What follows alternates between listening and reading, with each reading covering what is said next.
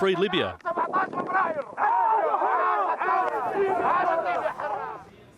Well, Gaddafi is also losing support from some of the people who've been closest to him. One of his cousins and aides, Ahmad Gaddaf al-Dam, has now flown to Cairo and is said to be on his way to Syria.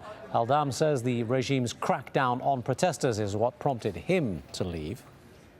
And Libya's justice minister resigned 3 days ago. You saw him a moment ago, but he spoke to us at length after a meeting of tribal elders in the city of Al Baida, and he warned that Gaddafi has biological weapons and won't hesitate to use them.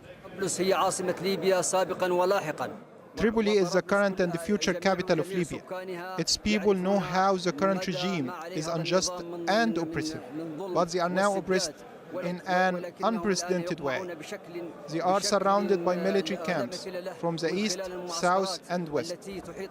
These camps are led by the sons of Gaddafi. We call on the international community and the UN to prevent Gaddafi from going on with his plans in Tripoli. Gaddafi owns everything. He owns weapons in the camps supervised by his sons. He also owns destructive, bacterial and chemical weapons. At the end, and when he is really pressured, he can do anything. I think Gaddafi will burn everything left behind him. Well, the United States has taken the lead in recent years in persuading Gaddafi to get rid of not only his nuclear weapons, but to start neutralizing his stockpile of chemical weapons. Let's find out more on this story from Jane Dutton, who's in our Washington News Center. Jane. Thanks for that, Tamer. Well, the Organization for the Prohibition of Chemical Weapons says that Libya has destroyed more than 50% of its roughly 25 metric ton cache of mustard agent. But as we just heard, Libya's former justice minister says Gaddafi has chemical weapons that he may use. Let's go straight to our White House correspondent, Patty Culhane. What do you know about these weapons, Patty? Well, it is, of course, a concern for officials in Washington, but they are downplaying it at The Hague that this could actually be used on civilians. What we do know is that Colonel Gaddafi had chemical weapons and the beginnings of a nuclear program. He made a deal with the U.S. and British in 2003 that he would destroy those programs. In return, sanctions would be dropped against his country. Now, the deadline passed last year for those chemical weapons to be destroyed. Apparently, there was a bit of a tiff between the U.S. and Libya over funding and also some military arms sales. So the weapons weren't destroyed. As you just mentioned, there were 23 metric tons of operational metric gas. I'm told by the OPCW that about 55% of that gas was destroyed. He also has quite a bit of the chemicals that would be needed to make mustard gas, but they are really downplaying the concern. First, they say that the gas is stored in these large vats at least 600 miles south of Tripoli. They don't believe that there's been any activity around those vats. The first thing that they did destroy were the bombs that are used to actually disperse the chemical weapons. Obviously, mustard gas is a huge concern, but it needs to be dispersed. And about 3,500 bombs were destroyed. And they say they were actually destroyed. They watched them, they were bulldozed, and they don't believe that there's any reason to believe that any of the bombs were not destroyed, that the Libyans held any of those bombs back. So, of course, mustard gas could be made weaponized. It could be made operational. They have the chemicals and the gas there, but they don't know and they don't believe that they have the ability to weaponize it. So that is what they are saying as of right now. Okay, you wonder how much impact that's going to have on the administration. Here I'm trying to work out still what its actions are likely to be. Barack Obama, after being silent for 9 days, eventually said that this must stop. What do you read into that? Does he want to take some sort of action? Well, when you hear a U.S. president say this must stop, you have to pay attention because presidents don't usually make demands like that. And the fear around this White House has been, in any of these situations, that the president would make a demand, he would be ignored, and then that puts them in a bit of a box because if he doesn't respond to that, to his orders being ignored, then he looks weak in that region.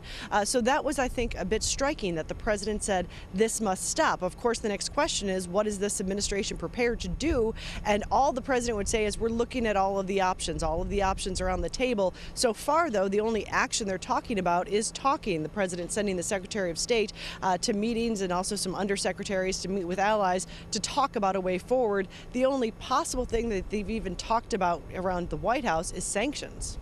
Thank you for that, Patty. Well, joining me now in the studio is Rhonda Famidi-Udome, former U.S. Associate Deputy Secretary of Energy. As a lobbyist, she represented the Libyan government from 2004 to 2007. Let's pick up on that last point that Patty was making about the administration's sort of lack of response. What do you read into that? Do they have a plan?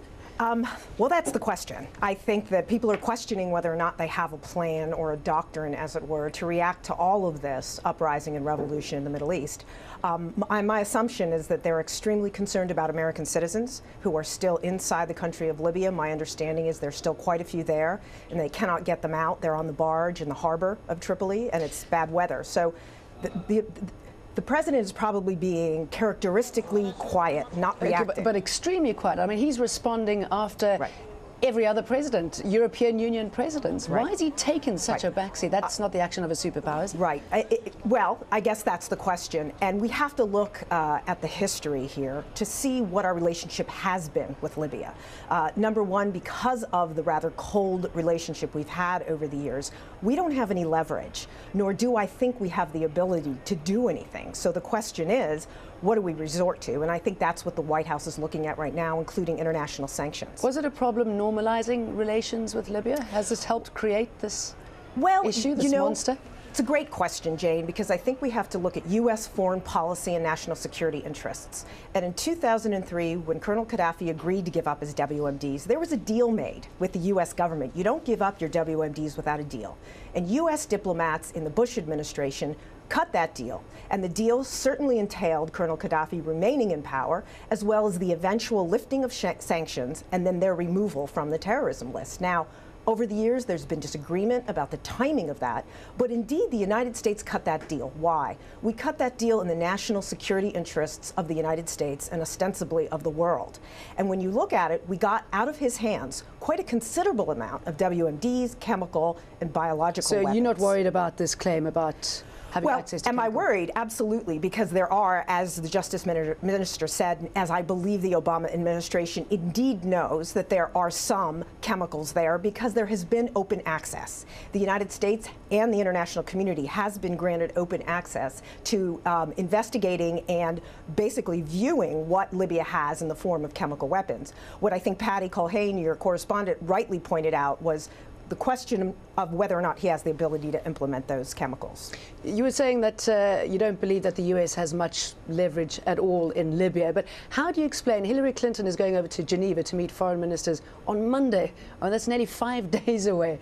Why is there, from an international community point of view, such a lack of response? I mean, why no desire for a no-fly zone, for example? Right. Well, Jane, you have to remember, number one, no one has really had a good relationship. Libya was under sanctions for 30 years. So the countries that would deal with Libya right now have only engaged them since 2002, 2003, and 2004. And in that case, most countries have engaged Libya on a commercial basis, and then they moved in on a diplomatic level. So everyone's relationships have been renewed here. And so I think the question for the international community are two choices right now. Do we go ahead and enforce the no-fly zone and risk the loss of many more lives inside the country? Or do we implement international sanctions, which I personally believe would be very damaging to the leadership in Libya because they had been under international sanctions for 30 years?